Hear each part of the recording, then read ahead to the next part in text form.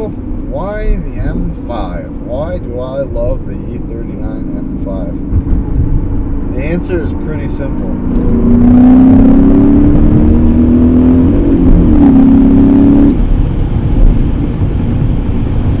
That never gets old.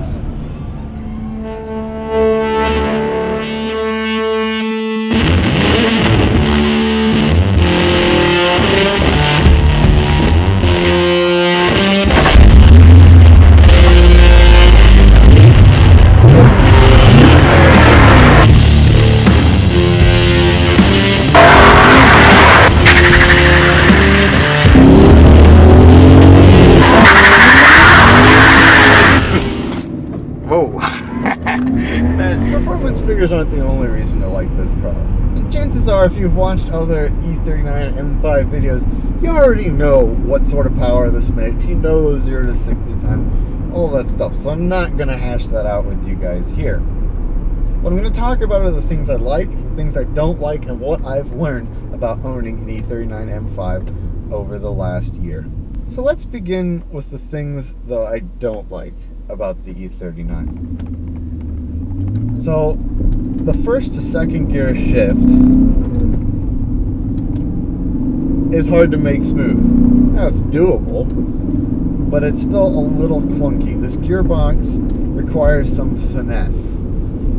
Now part of the reason is it's so robust, which is great, but it requires a little bit of understanding and mechanical sympathy to make it really smooth. Another thing I don't like about the M5 are the interior rattles. Just about every E39 M5 I've been in that has split folds rattles, and that gets a little bit old. Now, on long trips, do I notice it? Yeah, I notice it even just driving back and forth to Pittsburgh. But I have M audio, so I can kind of drown that out. Another thing about the M5 that you could debate whether or not I like or not is the gas mileage. If I'm careful, I can usually get around 18 miles to the gallon in city, which is pretty good for what this car is. Usually get the low 20s on the highway. I don't really let it bother me because this car is too fun to be driven really conservatively and be worrying about fuel. I just go out and enjoy it and fill it up when it needs it. So one of the surprising things to find out about this car that I don't like is actually the color. Now, the reason I bought this M5 was because of the condition. I fell in love with how nice this one was. I had actually looked at an Avis Blue 05 SS interior car, which is like the perfect combination. The actual ultimate holy grail BMW M5 for me is basically Luke's car. Avis Blue over an 06 SS full leather sport car. That's like as good as it gets in my opinion. And that's what I wanted. I wanted something really special like that with the aluminum plenum and all that really cool stuff that only the early 2000 cars got. But I saw this one came up on my radar after I'd kind of given up looking at M5s. I just couldn't make the numbers work. I couldn't find one that I really liked in decent condition. And this one, I thought I'd give it one more shot and look, and this one popped up. I called 15 minutes after the listing was made on cars.com, and a month later, we drove the car home from Florida. Frankly, there aren't many other things to dislike, so let's move on to the best parts of this car. Obviously, the engine is one of the sweetest V8s I've ever experienced. It just has bucket loads of torque. The power band is so linear in this car, and it makes a phenomenal sound. Now granted, this car is on stock exhaust, but just the pure induction noise is awesome. I never ever get tired of that, and it can get you in some trouble, but it's worth it just to hear that sound. Then there's the steering. The steering in this car is weighted so nicely, and it's a really, really nice feeling rack. You get a lot of feedback. It is recirculating ball compared to the E46's rack and pinion, but it is really nice, and I like the feel quite a lot. I don't think you sacrifice that much with the recirculating ball. Then there's the fit and finish.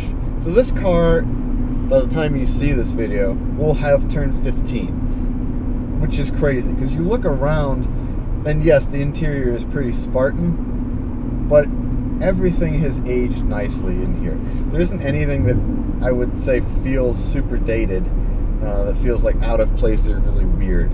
If you've owned an E39 before, everything just falls right to the touch. The ergonomics of this car rock. They're still exactly what you'd want from an M5. Another thing I like are all the little M touches. The mirrors, the M gauges, just every little touch that has an M badge on it is as maybe pretentious as it sounds. I like seeing all those little things. It's cool to look out my rearview mirror and see something, a different shape than what I was used to with the 525.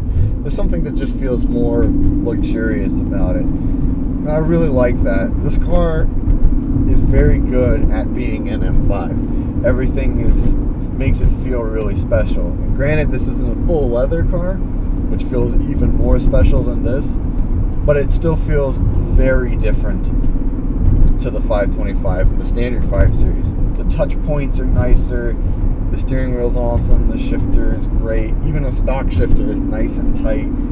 There's leather on the doors, I mean, whereas the armrest in the 525 was vinyl. I mean, the car just feels like another level, and I really appreciate that about it.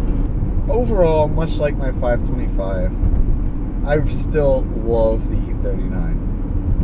I just love everything about it. I love how special it feels. I love that you don't see them very often. I love that when people do recognize what this car is, they freak out a little bit, because if you're a BMW file and you see an E39 M5, that's kind of the coolest car you're going to see that day. Plus the C8 horsepower. So why buy an M5 over other things? I'm not one of these people who likes just the M5 and nothing else. I like a lot of different cars. But I chose the M5 because that was sort of what I really want. I wanted a V8 in my life. I wanted to get one of these while they were still reasonably priced. I wanted to be able to enjoy the experience that I had gotten from Ryan's car just in the driver's seat. And I think that's one of the better decisions I've made, was to buy this car when I did, because prices really and truly are on the rise. And I can't think of anything that's current and in the same kind of class as this car that I would really want, or more to the point, could afford. So let's talk about my car specifically for a minute. You've seen it on the channel before. It's a titanium silver 2002 over a black 05 SW interior. It has currently 169,000 miles on it. We're close to hitting 170,000. And I got it for a steal. This was the least expensive M5 out of the group of the E39 source owners. And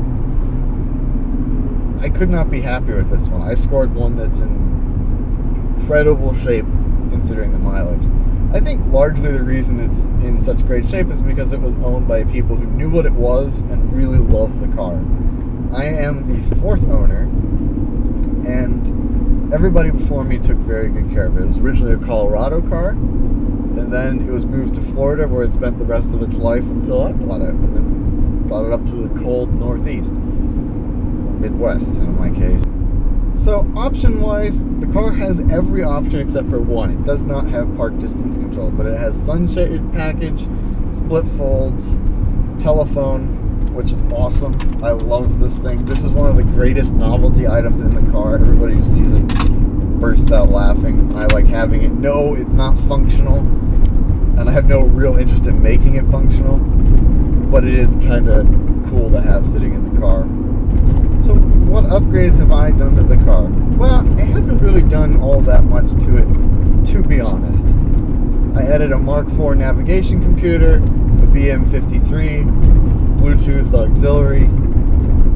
I fixed the mirror. I've had some driveline work done, CSB, flex disc, CV joint, that sort of thing. Had some suspension work done the front, center steering linkage, or center steering link, and both outer tie rods, idler on as well.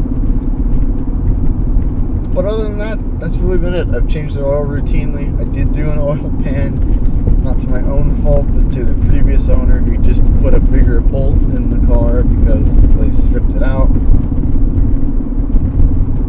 But other than that, I really haven't had to do much. I put gas in it and I keep an eye on things and I enjoy it. I also do plan to do an exhaust at some point, probably just cans. I'm debating I go back and forth whether I want Dinan or Eisenman race. Haven't yet decided, but that's something for the spring.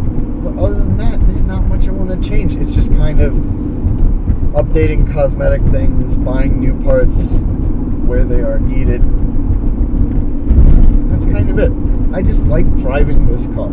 For me, that's what the ownership experience has been all about. I can't stop driving it. It's just so enjoyable. I go out, spend a day just cruising around the country roads and never get bored. I don't want to get out of it at the end of the day. And when a car like that is your daily driver, that's a pretty cool thing to experience. It makes every day that little bit better. It makes a hard day at work seem less stressful when I get to walk out and get in this thing and drive home. It just, every little touch that this car has makes you feel special and makes you feel good. And as far as I'm concerned, that's what it's all about. So, is this the car I thought it would be? It has been that and so much more. There's a reason why this car always seems to make the list of best sports sedans ever created. The car not only holds up, but it continues to surprise me and put a huge smile on my face.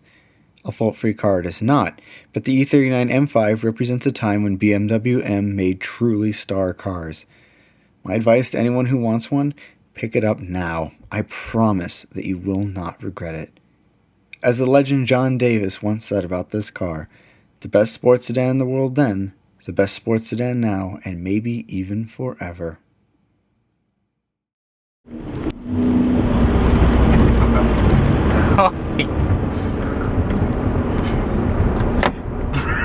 You get a